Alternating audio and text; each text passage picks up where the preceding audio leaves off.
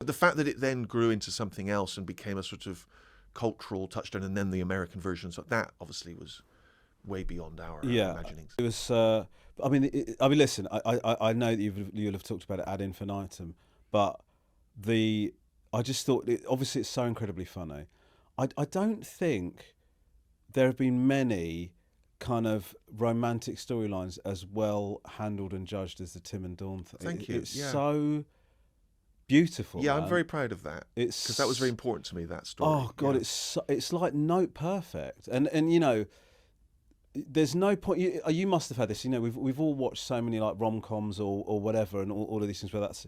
And there's always a bit where you sort of have to forgive a little bit of. There's a touch too much schmaltz, or it pushes it too much in one direction. But that Tim and Dawn storyline, man, it's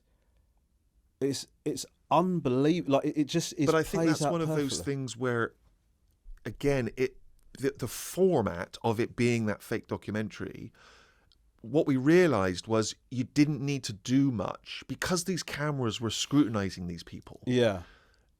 You instinctively felt as a viewer that they couldn't quite express themselves as they would in a traditional rom-com where they can say anything to their best friend and they can you can go home with them and you can see or you can hear an interior monologue. None of that's available to you. So suddenly, if Dawn brushes Tim's shoulder, it's charged with extra romantic frisson, because there's cameras watching them. Yeah. And so it sort of becomes like a Victorian drama where, you couldn't express your true feelings because of society. Yeah. And so everything was more heightened. So I think the audience naturally is leaning in more. And so tiny little things are very charged with electricity, which again is only something we discovered as we did it.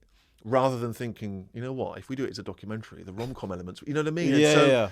So it's, again, there's so many factors that just, of an alchemy that we couldn't have. But the thing imagined. the thing that's so mind-blowing to me, with the whole thing, but particularly the Tim and Dawn thing, is it's very easy to watch it and go, they've pushed this in the right way, and it feels like really engaging.